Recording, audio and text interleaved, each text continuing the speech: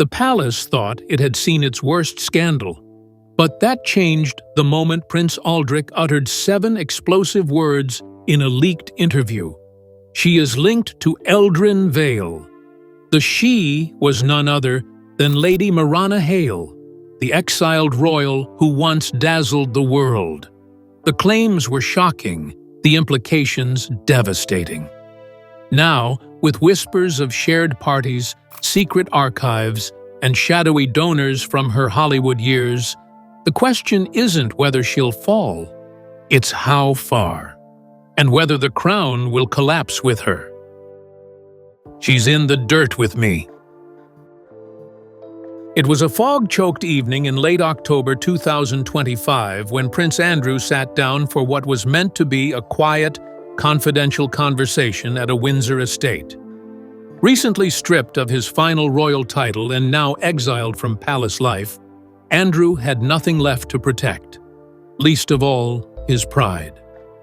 With a drink in one hand and bitterness in his voice, he dropped the sentence that would shatter royal silence. "She's in the dirt with me." The room went still. The aide recording notes barely looked up, unsure if it was frustration or confession. But Andrew didn't stop. He leaned forward, eyes cold, and added, "You think I'm the only one with shadows? Look deeper." Within 48 hours, the quote leaked to a tabloid's editorial desk. By October 28th, the front page exploded. "Andrew, she's in the dirt with me." Speculation ignited instantly. Was it revenge, a deflection, or something darker, a glimpse into overlapping pasts no one had dared connect? The monarchy stayed silent, but behind palace doors, the fallout began.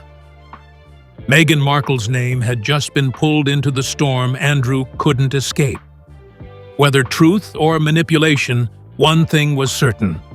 This wasn't just scandal anymore. This was scorched earth.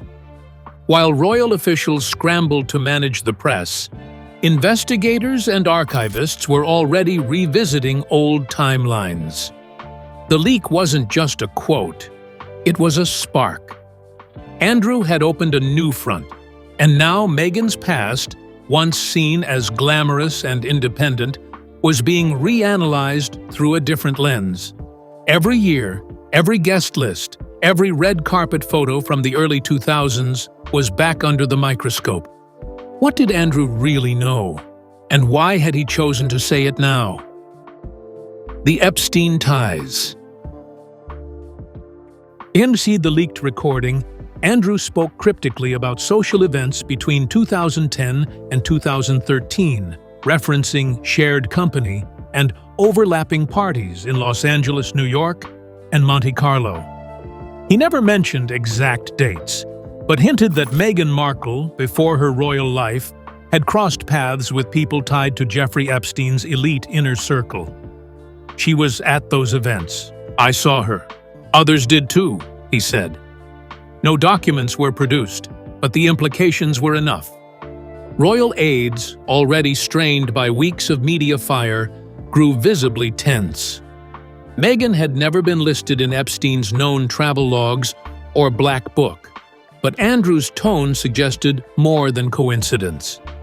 He claimed to recall 2 or 3 occasions in private residences where their names appeared on the same guest list. The leak didn't accuse, but it invited every reader to imagine what might lie between the lines. What made matters worse was the timing. These alleged overlaps fell during a period when Andrew was under FBI scrutiny for his Epstein connections, yet continued to appear at public events. Now, Meghan's time in Hollywood during the early 2000s, a time she once described as hustling for every role, was being recontextualized by tabloid speculation. Were these shared circles real or manufactured? Palace spokespeople refused to comment, but the silence only fueled the storm. American and British journalists began combing databases for photographic evidence. So far, no images confirmed Andrew's claims, but in the court of public opinion, the damage had already started. Meghan was no longer just a royal outsider. She was now part of a deeper, darker narrative no one saw coming. With Andrew's comments going viral, attention turned to Meghan's pre-royal life. Once celebrated for her activism and Hollywood grind, her past was now being combed for patterns, overlaps, and invitations. Industry names from the early 2000s began trending. Events she once posted about were now headline fodder. What had once been glamour was now framed as connection and suspicion. The spotlight shifted, and suddenly, a decade-old chapter in Meghan's life had become the monarchy's most uncomfortable mystery. Meghan's Hollywood years under new scrutiny. From 2010 to 2016, Meghan Markle built her career through networking, auditions, and endless public appearances. From red carpets in Toronto to fashion fundraisers in Beverly Hills, she played the part of the rising star. But now, those very appearances were being dissected. Royal commentators highlighted archived guest lists featuring names linked to Epstein's associates. Events she'd attended for charity or exposure were recast as potential links, even without proof. Meghan's former PR firms, co-stars, and stylists from the Suits era were contacted by tabloids and reporters. A stylist from a 2012 LA gala recalled Meghan arriving with another actress who had once been photographed alongside a known Epstein recruiter. Was it guilt by association? Possibly. But in this climate, perception was more powerful than facts. A single photo could shift the narrative. By November 2nd, several gossip sites published side-by-side images. Meghan at industry events, a known Epstein donor across the room, no interaction, no proof of contact. But proximity alone became enough for headlines like "Royal Past Revisited, Meghan's Hollywood Years Under Fire." The Duchess, once praised for navigating fame with integrity, was now being dragged into a world of shadowed timelines. Her defenders pushed back hard. Longtime friends insisted Meghan had no knowledge of any Epstein-related connections. "She worked the circuit like anyone else, one producer said. "She wasn't partying with predators, she was networking like every young actor does." Still, the whispers grew, and every unanswered question felt like an echo of Andrew's words. "She's down in the dirt with me." But while Meghan's team scrambled to contain the narrative, the real damage came from within the royal family. On October 30th, 2025, King Charles made his most decisive move yet, stripping Andrew of all royal status. But Andrew didn't go quietly. In his final media appearance before retreating from public life, he pointed fingers. Not just at the press or the palace, but straight at Meghan. And with that, the crown's deepest fault lines were exposed for all to see. Prince Aldrich's final fall. On the morning of October 30th, 2025, the Royal Seal Office released a simple, unembellished decree. Prince Aldrich, Duke of Wexley, was no longer a royal. Effective immediately, all military honors, noble rights, and public duties were rescinded. His residence at Northmere Lodge was reclaimed by the Crown, and his security detail disbanded. For the first time in over 60 years, a king's brother had been fully cast out. Behind the carefully worded announcement, the truth was more volatile. The decision had not come from King Rowan alone. It was Prince Alastair, his son and heir, who had insisted on it. After months of tension, scandal, and one unforgivable interview, Alastair gave his father a clear ultimatum: either protect the institution or lose the future. Rowan, weakened by illness and exhausted by palace warfare, finally relented. Aldrich, now furious and isolated, chose vengeance. Within hours of losing his title, he appeared in an off-the-record interview with a sympathetic foreign journalist. "Let's not pretend the rot ends with me," he hissed. "Lady Marana Hale. She's danced in the same shadows I did, maybe deeper." He called her a player, not a pawn, and dared the palace to deny it. The recording leaked within days. The royal family, already reeling, had no prepared response.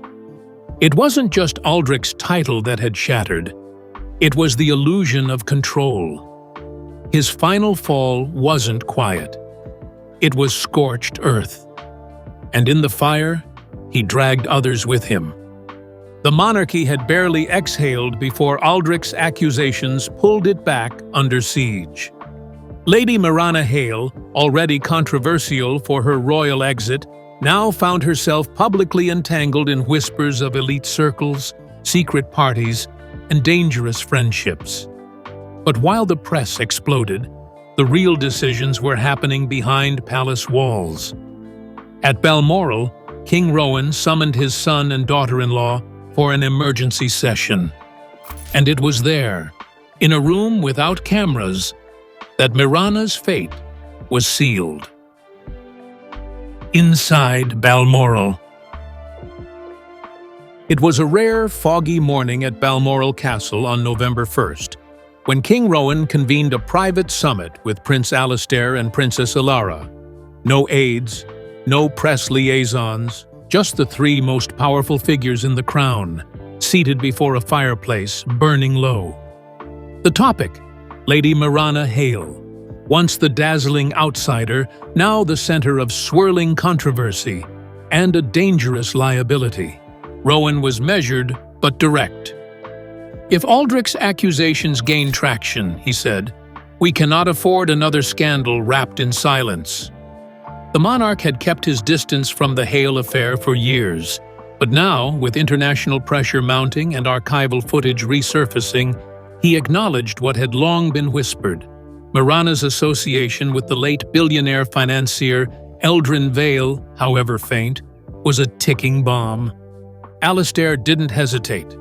"We have to sever ties completely, quietly, but absolutely." He had already reviewed over 40 files flagged by royal archivists, showing Marana attending high society events between 2011 and 2014, some linked to Vale's network. No crime, no proof, but optics mattered now more than ever. He leaned forward. "We remove her name from official registers. No appearances, no correspondence, no titles." Ilara, ever the strategist, agreed. "Let her keep her charities if they survive, but we move forward without her." Her words were gentle, but her tone was steel. The Queen-in-Waiting understood something many others did not. Monarchy is built on public trust, and one crack left unattended could shatter the crown. By sundown, the decision was made. The exile was unofficial, but absolute. Hours later, the decision was quietly relayed to key court officials. Lady Marana would remain untouched legally, but her days of royal relevance were over. No announcement, no spectacle, just erasure. But she didn't go quietly. Within 72 hours, her team launched a coordinated defense. With her reputation cornered and her legacy on trial, Marana Hale prepared for war. Because while the palace had cut her out, she still had a voice, and she was about to use it. Marana fights back. On November 4th, 2025, Lady Marana Hale's legal team issued a blistering 5-page statement to media outlets across London, New York, and Toronto. The message? Clear and ferocious, baseless, defamatory, malicious. They denied any association with Eldrin Vale beyond public charity events and called Prince Aldrich's comments the vengeful fiction of a disgraced man.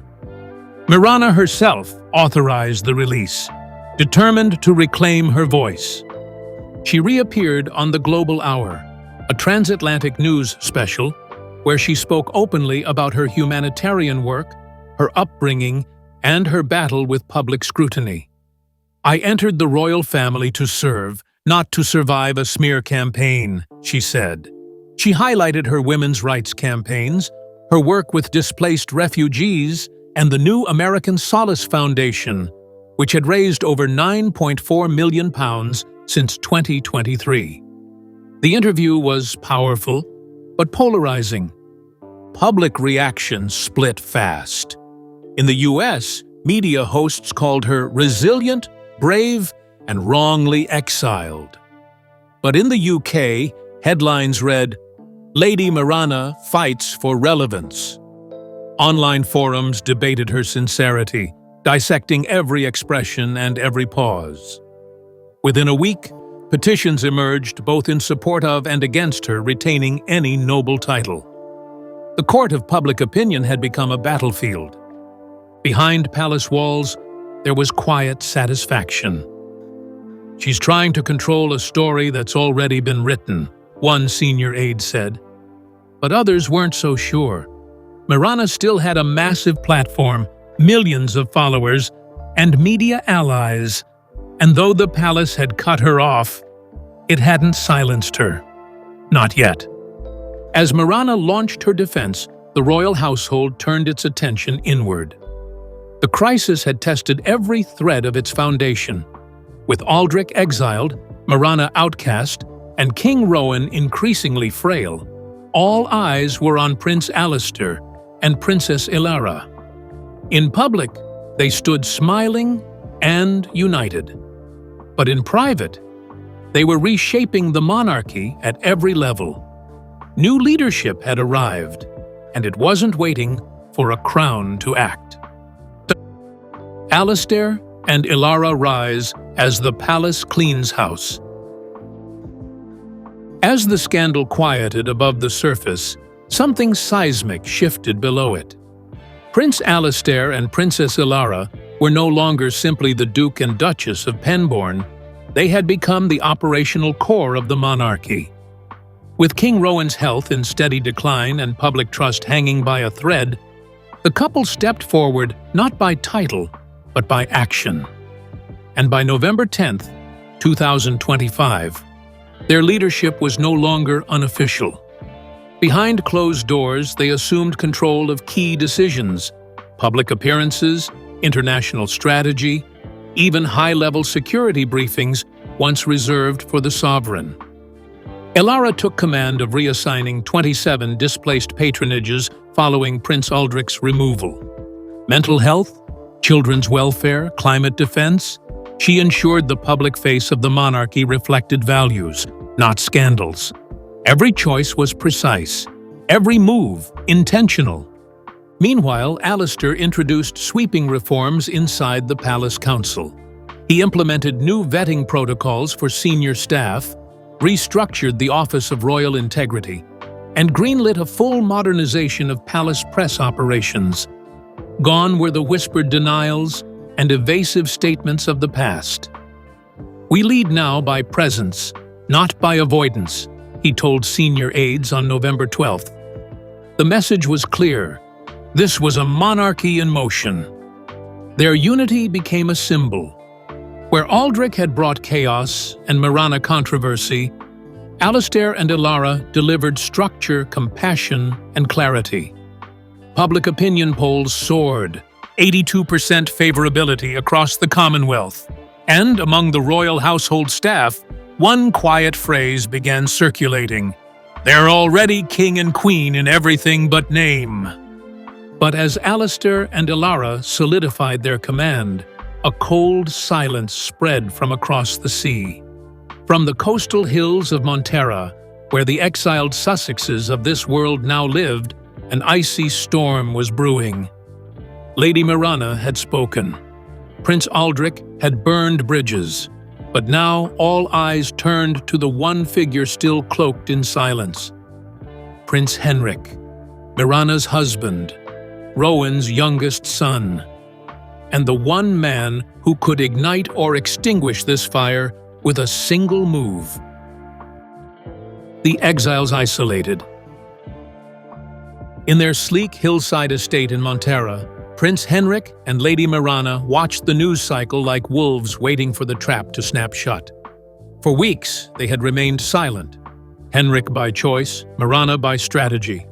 But after Aldrich's interview and the monarchy's silent purge, the pressure was unbearable. On November 14th, Henrik finally broke his silence in a sharply worded letter to the palace. "It is beneath the crown to let its sons bleed for political comfort," he wrote. The words were aimed at his father, but the meaning was clearer to everyone else. Henrik blamed Alastair. The brothers hadn't spoken directly since February 2024, and this letter only widened the divide. Worse, it leaked.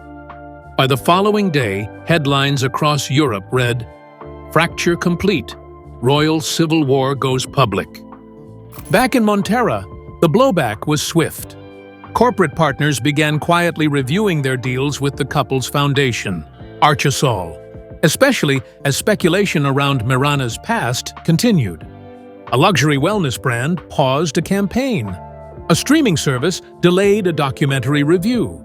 The couple's media firm issued firm denials, but the branding damage had already taken root. Henrik wanted legal retaliation, but their team urged caution. "A lawsuit gives them control," his advisors warned. Instead, Mirana gave a stirring interview on November 18th, painting herself as a scapegoat and calling for reconciliation. It sparked sympathy in America, less so in Britain. The gap was widening, and it was now clear reconciliation would not come from across the sea. As Henrik and Mirana's world destabilized, another storm began to stir. This one buried in dusty records and cold courtrooms. Whispers of archived testimonies, obscure party lists, and old surveillance footage spread like wildfire through media circles. No name was confirmed, no evidence yet surfaced. But the scandal wasn't done, not by a long shot. Because deep within the newly opened Eldrin Vale archives, questions still remained unanswered. And one of those questions had Mirana's name scratched faintly in the margins. Was there ever a real link? The Eldrin Vale archives, unsealed by court order in New York just days before November's end, became the epicenter of renewed speculation. Hundreds of names filled the guest logs, travel records, and financial ledgers of the disgraced billionaire. And while neither Prince Aldrich nor Lady Mirana Hale appeared in black and white proof of wrongdoing, the gray areas were hauntingly abundant.